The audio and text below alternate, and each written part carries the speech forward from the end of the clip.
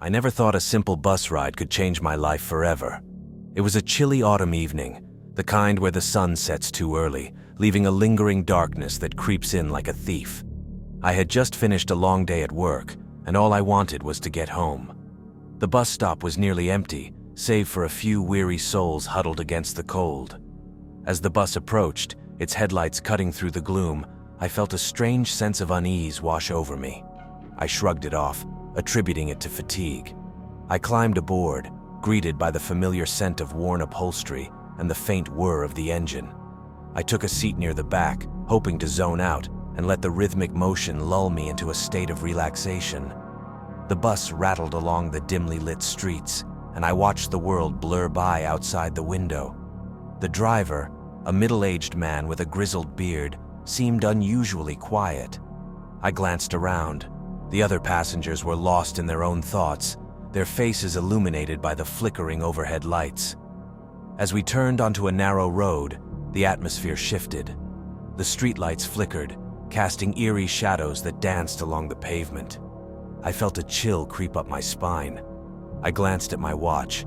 This wasn't the route I usually took. I was supposed to be heading home, but the bus continued deeper into the darkness, away from familiar territory. I shifted in my seat, unease growing. I caught the eye of a woman sitting across from me. Her expression mirrored my own, confusion mixed with fear. I leaned forward, trying to catch the driver's attention. "Excuse me, is this the right bus for Maple Street?" I asked, my voice barely above a whisper. He didn't respond. Instead, he stared straight ahead, his grip on the wheel tightening. The bus lurched, and I felt a knot form in my stomach. The woman and I exchanged worried glances, and I could see the panic rising in her eyes. Suddenly, the bus came to a halt. The driver turned to us, his face pale and drawn. "This is the last stop," he said, his voice low and gravelly. "You need to get off here." I looked out the window. We were in the middle of nowhere, surrounded by dense trees and an oppressive darkness. "What do you mean? This isn't where we're supposed to be," I protested, my heart racing. He didn't reply. Instead, he opened the doors, and a gust of cold air rushed in, carrying with it the scent of damp earth and decay. The woman and I exchanged a glance, and without a word, we both stood up, instinctively moving toward the exit. As we stepped off the bus, the driver's eyes bore into us, a chilling intensity that sent shivers down my spine. The doors slammed shut behind us, and the bus roared away, leaving us standing in the dark. We were alone. The woman turned to me, her voice trembling. "What just happened?" I didn't have an answer. The trees loomed around us, their branches twisting like skeletal fingers. I could hear the distant sound of rustling leaves, but there was no sign of civilization, just the two of us, stranded in a place that felt wrong. We started walking, hoping to find a road or a house, anything that could lead us back to safety. But the deeper we went, the more the shadows seemed to close in around us.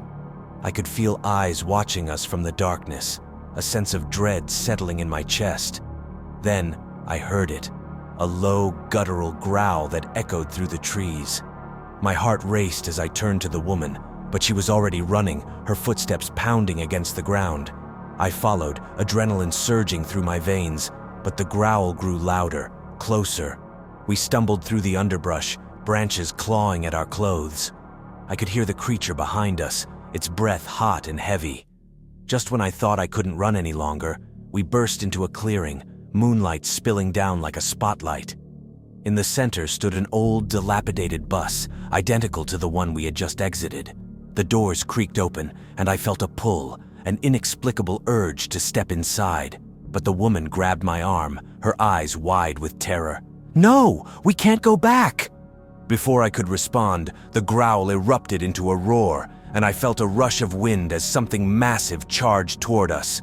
We turned and ran, the sound of our footsteps mingling with the creature's pursuit. I don't know how long we ran, but eventually we stumbled upon a road. A car approached, headlights cutting through the darkness.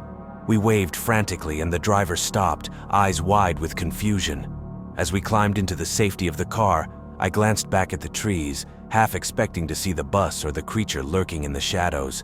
But there was nothing, just the quiet of the night, as if nothing had happened. I never took that bus again. I still don't know what happened that night, but I often wonder if I was meant to get off at that last stop.